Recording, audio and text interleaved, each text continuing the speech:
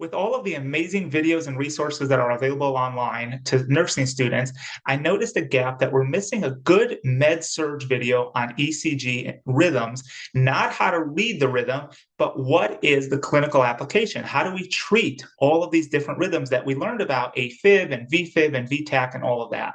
So I put together this video and let's go through it for your Medsurg or adult health nursing course and obviously to get ready for the NCLEX. Let's start with a refresher on ECG basics. So first of all, when you're looking at an ECG rhythm, generally we look at a 6-second strip.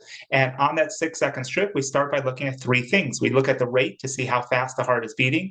We look at the rhythm to see whether it's regular or irregular. And then we look at the PQRST. Let's go through that. The P wave represents atrial depolarization.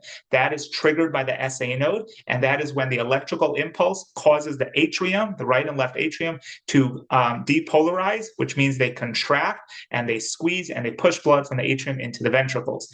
Next, we have the PR interval. The PR interval is the time from the stimulation by the SA node of that cardiac contraction, of that depolarization of the atrium until the signal gets through the AV node to the ventricle. We know that it's normal for the AV node to slow down or pause that impulse for just a fraction of a second so that the atrium are done contracting before the ventricles go ahead and contract, because we want to have first atria contract, then ventricles contract. We're familiar with the heart tones lub-dub. We want that lub-dub. We want first atria contracting, then ventricle contracting. That's the job of the AV node, to slow it down for a fraction of a second, make sure the full atria contraction happen. That's represented by the PR interval. The PR interval is also going to have a role in blocks, which we'll talk about in just a few minutes. Next, we have the QRS complex. The QRS complex represents that ventricular depolarization. So this is where the signal gets through to the ventricles from the AV node down into the ventricles, and now it flies through the ventricles, causing all of the ventricles to depolarize, causing the ventricles to contract. And when that happens, the right ventricle is pumping blood up to the lungs, and the left ventricle is pumping blood up out into the aorta and to the rest of the body. We have the ST segment, which we hopefully remember very well. That ST segment elevation is indicative of an MI. That's the very definition of a STEMI, which is the common hospital term for a heart attack. A STEMI is ST elevation MI, MI being myocardial infarction, which is a heart attack. Then we also have ST depression, and depression is a sign of ischemia. If you remember from other lectures we've done, when cells become hypoxic, they go through three stages. The first is ischemia, where they're starving for oxygen. The next is injury, ischemia, injury, infarction. Infarction is the last one, where the cells are dead.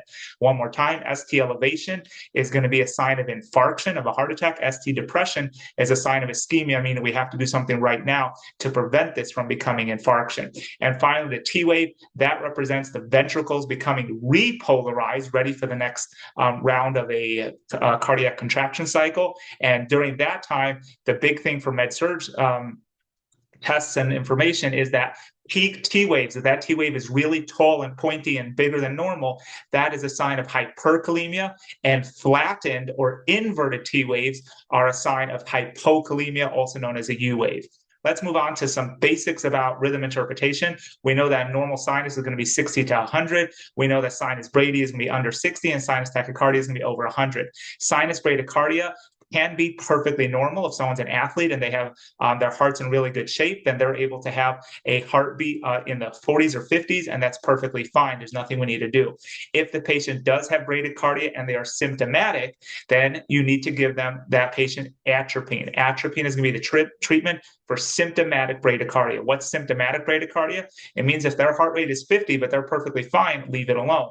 If their heart rate's 50, but the patient's barely conscious and they're hypotensive or something like that, that becomes symptomatic bradycardia. And again, for test purposes, the treatment there is atropine.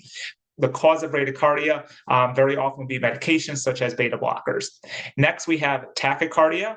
Tachycardia can be caused by a lot of different things. It can be caused by shock, infection. It can be caused by pain. It can be caused by certain drugs such as stimulants. So first of all, we want to figure out, why is the patient tachycardic? Because we're not going to assume it's a heart problem, because it's usually not. It's usually the heart is reacting to something else going on. So we want to figure out what's causing it. And then there's different types of treatments for tachycardia that we'll get to in a few minutes. Just a few more basics. If you're watching the monitor and you do see PVCs for testing purposes, PVCs are generally benign. But if you start to see a lot of PVCs, or PVCs that come up one after another before going back into a normal rhythm, or if you see PVCs coming up frequently, but they all look different, All of those would be warning signs. So for test purposes, all of those, the nurse would be concerned about that turning into ventricular fibrillation or ventricular tachycardia. But generally, a random PVC is perfectly benign. Finally, make sure you know your proper lead placement for testing purposes. The classic thing that has been taught for as long as I've been in healthcare, almost 20 years, is white on the right, smoke over fire. There is a graph on the bottom of your screen that shows exactly where the leads go, right? They're called limb leads because they go on the 4 limbs. Technically, they should be on your arms and legs, but generally we do put them just on the 4 corners of the torso. And again, it does have to be in the right location. Right arm is the white one. Left arm is going to be the black one, and then under that is going to be the lower left, and then the right left. So those are our lead placement. Again, make sure you know that. Now let's start to go through the different rhythms. We have atrial fibrillation. Again, I'm not teaching you how to read it, but just to remember, that's going to be an irregular rhythm. So there's no regularity to it whatsoever. The P wave is definitely not going to look the same in every complex. They might be completely missing, or they might look different in every complex. And that's classic for AFib. The treatment for atrial fibrillation is going to be antiarrhythmics. If you remember from pharmacology, there are 5 major groups of antiarrhythmics.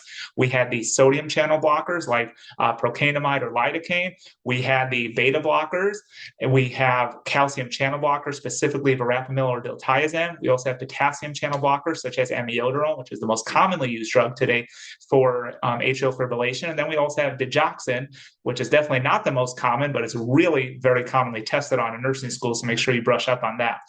If a patient has atrial fibrillation that is going very quickly, it's called atrial fibrillation with RVR, rapid ventricular response.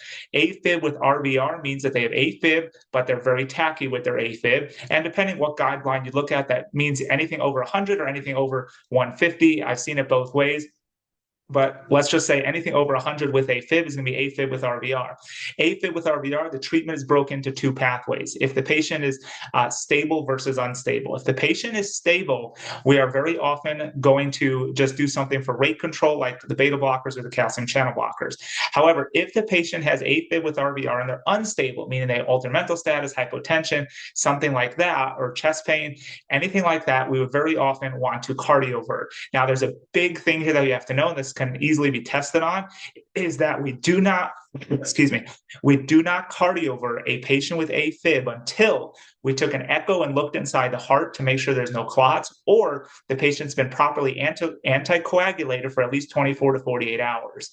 If the patient has not been anticoagulated for at least 24 to 48 hours, or we haven't looked at the heart with an ultrasound to make sure there's no clots, we cannot do a cardioversion, because cardioversion has a tremendous risk of essentially breaking loose clots, and now those can go for a ride and cause heart attacks and strokes.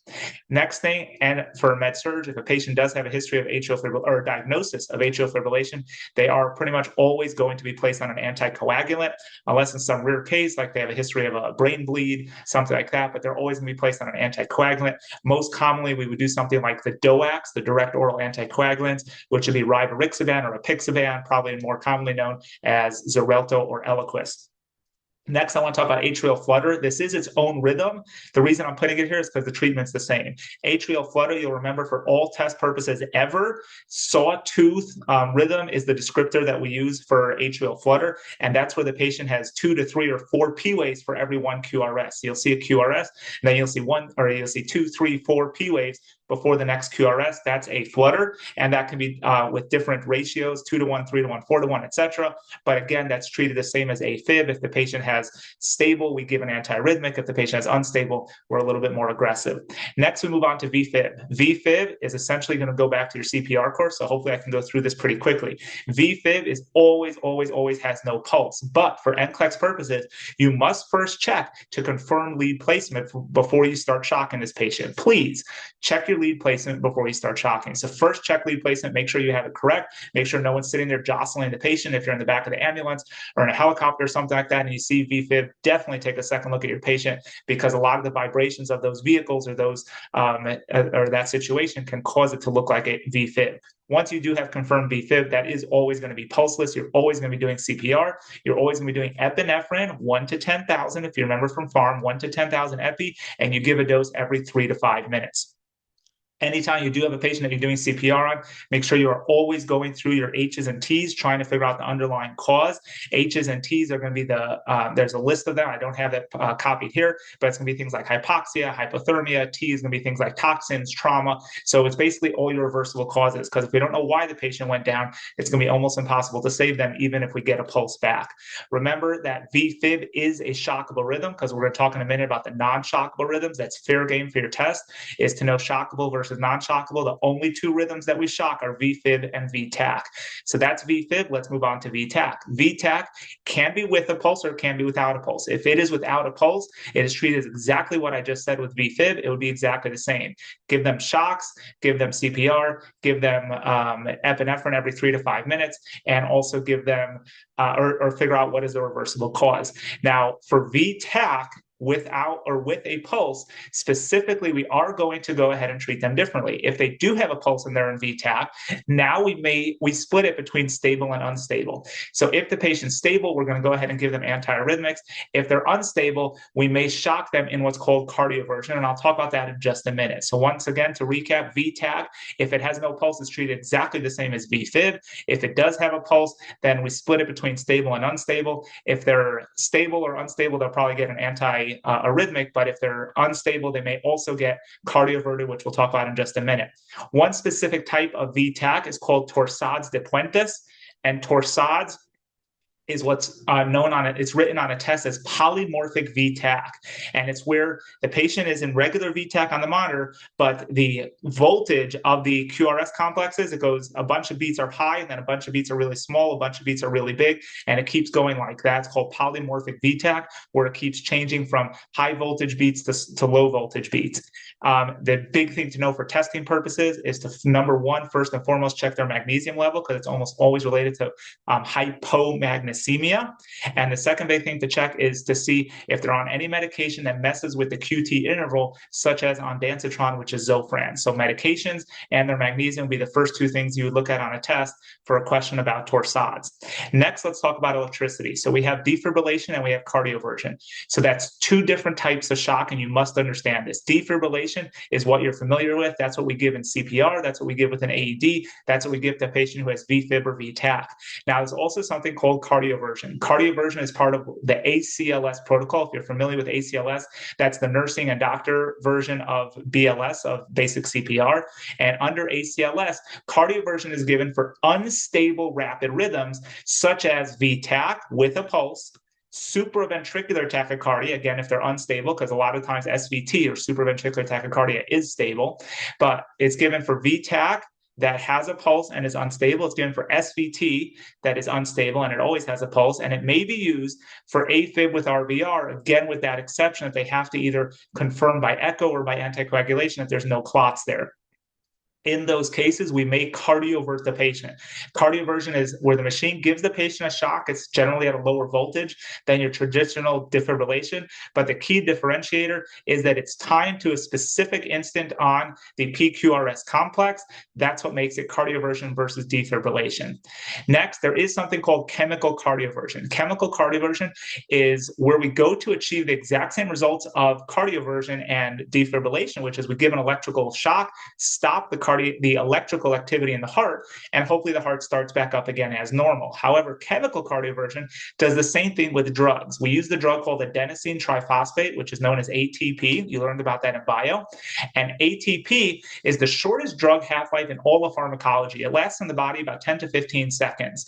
And what it does is for those 10 to 15 seconds, the heart stops. Please educate your patient. This is going to feel really weird.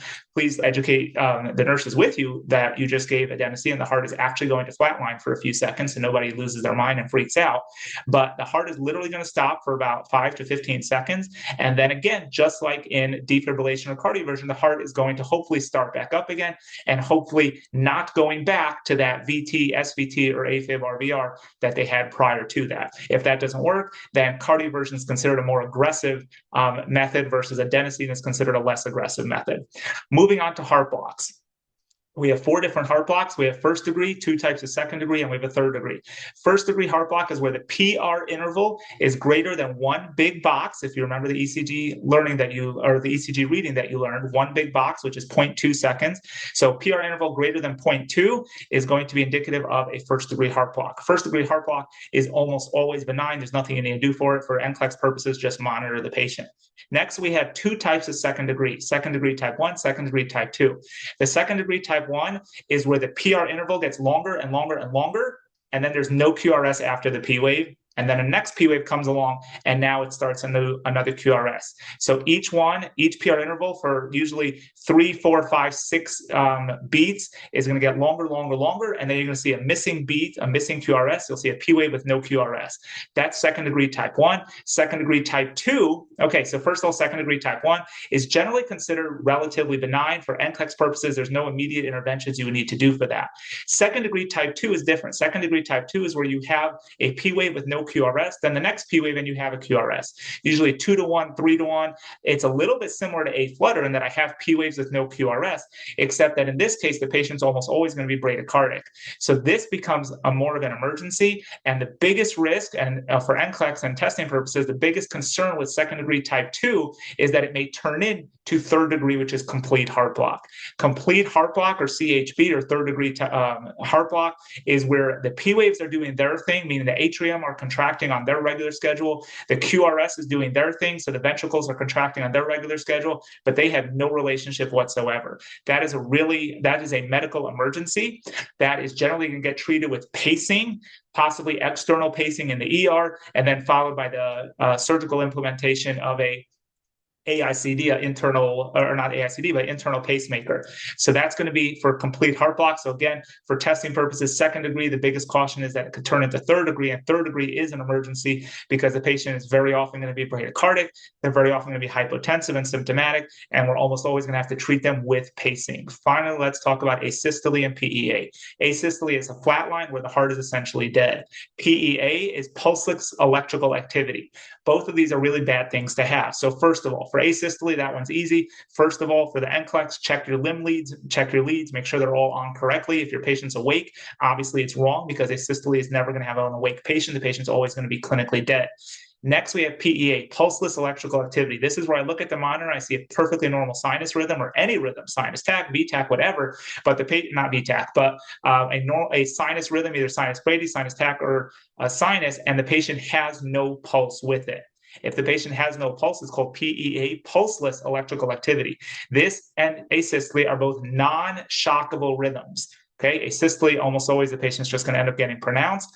But with PEA, we may try to figure out what is causing it. 2 of the common causes that we can actually help with is where the patient has what's called a tension pneumothorax, or pericardial tamponade, which is where the heart is working 100% fine, the electricity is working fine, everything is working fine. The heart is just physically getting squished by external factors such as a tension pneumothorax or pericardial tamponade. And those are the 2 most common cases of PEA where we can actually save the patient, where we treat the tension pneumo or we treat the pericardial tamponade. Both of those are minor surgical procedures. They can be done very quickly in an ER and save the patient. Other than that, PEA can be caused by toxins or other things.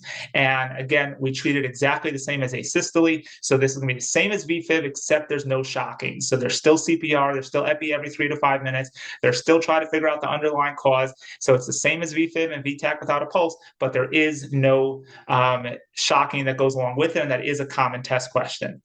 Hopefully this covered everything that you need to know for your cardiac rhythms, as far as not how to read them, but how to treat them and understand the nursing priorities and nursing interventions. If you have any questions, please reach out to us. Otherwise, have a great day, and we'll see you in the next video.